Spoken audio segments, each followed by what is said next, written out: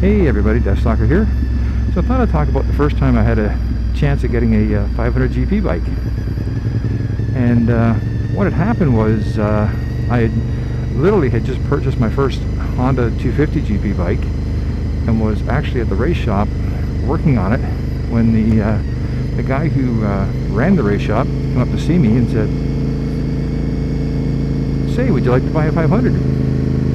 And I sort of like looked down and go like, "What?" And he said, "Yeah, I know a guy's got a 500 for sale."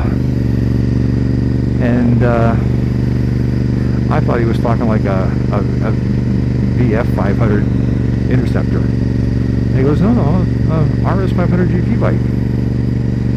And so I was kind of surprised by that. And I got talking to him about it, and apparently there was a guy who had one. And it was I believe it was a 1984 model, and it was they were getting rid of it. And I asked them, "So why is the guy getting rid of it?" And he said, "Well, what's happening is that in the U.S. they had a class called Formula 1, which essentially was 500 Grand Prix, but it allowed things like 750 two strokes from a certain era and various number of four strokes and whatnot. It was basically a place for older race bikes to go off and die. And what happened was the AMA was actually getting rid of Formula 1. So this bike was basically going to have no place to go other than maybe go back to Europe to race in the GPs, where it was going to be kind of obsolete. And the price was actually damn good, but unfortunately at the time, I literally had just bought this new race bike and I had zero cash, so I didn't really see any chance in hell of getting any more money from the bank and whatnot to buy this thing. So I just had to pass on it. Now, it was a good thing and a bad thing. Like the bike in question actually had been raced really, really hard, and unfortunately it had also been crashed a bunch of times. And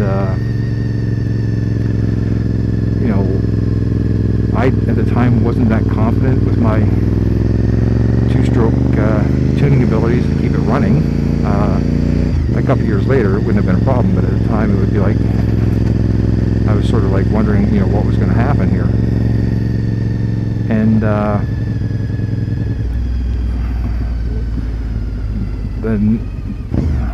I knew so little about the bikes other than the fact they were really cool. And supposedly they handled like a 250, but they made, you know, way more power.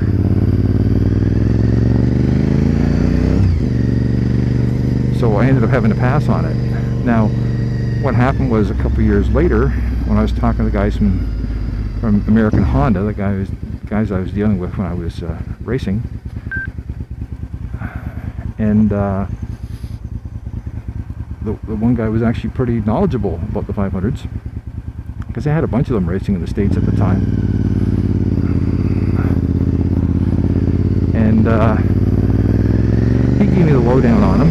And then he actually sent me a manual for him. So I actually had the manual for, I think it was like an 86 or 87 NS or RS 500. And of course in the back of the book had the price list, how much everything cost. And it was actually pretty good that I didn't buy that bike. To put things in perspective, the pistons for a RS 250 were $50 a piece, basically with a piston ring and a bearing and insert clips and whatnot. And you had to replace them about every 250 kilometers on the racing miles, or sorry, yeah, 250 racing kilometers. So basically a top-end rebuild, you know, was $100.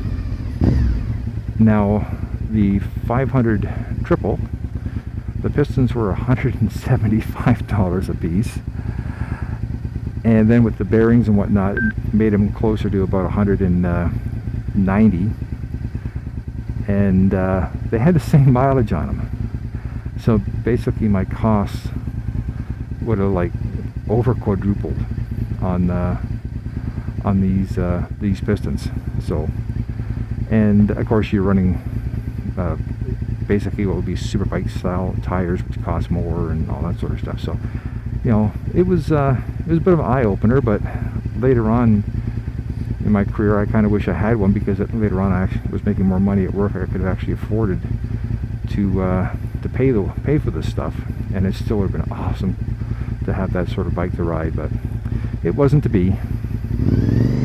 So anyways, just thought I'd let you know my first chance of getting a 500 GP bike. Hope you found it interesting. Talk to you later.